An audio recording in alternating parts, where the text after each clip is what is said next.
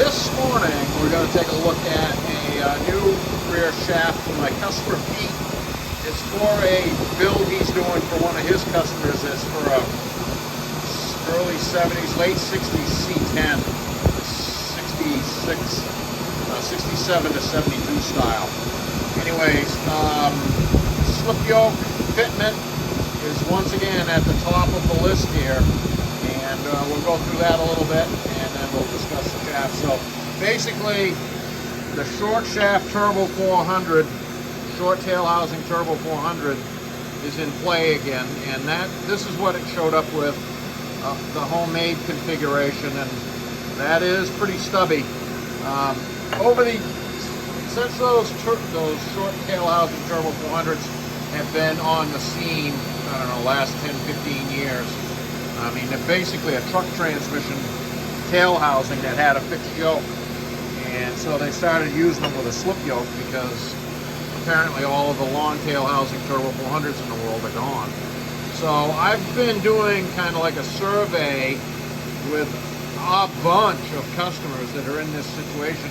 I've had many of these show up. I've got a few more up there on the shelf. I should have dragged them down. But I came across a factory yoke that was this configuration, and it seemed to fit. So I've duplicated that. And this is my show and tell yoke, and this has been home with a lot of customers for show and tell, including Pete. And sure enough, this fit his transmission ideally, and gave it a lot more engagement, like another inch of engagement than this guy, and still was able to slip a little bit to get it assembled. So that's what you need. In these short tail housing turbo 400 slip yokes, you don't have a lot of travel to play with like the long tail housing ones, so you can't just say, close enough, yank it out another inch, because you don't have that much to start with. So that one there is a new PTI slip yoke that I reconfigured in-house to this specification. Basically, I have a fixture I made, and I've done a bunch of them for, I've tried to chase this to ground to get to a situation that will work on most of them, and this seems to work on most of them. I'm not saying all, but that configuration has done a good job. So that's mechanics 3R at that end.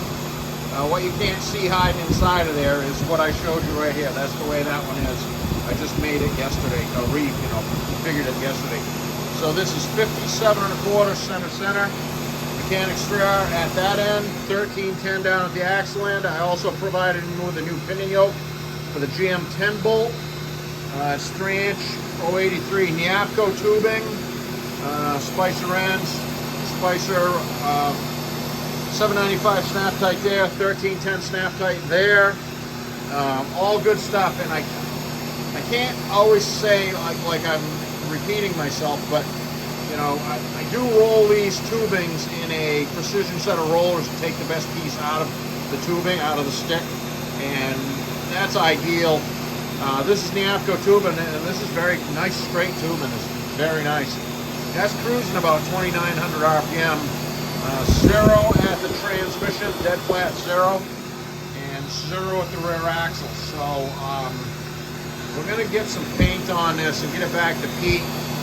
And Pete has the coolest, I got to say this, he's got the coolest Volkswagen transporter pickup that I have ever seen. Diesel powered transporter pickup, just cool as hell. I like that stuff. So anyways, we're going to get back to get some paint on this and get it back to Pete as soon as possible.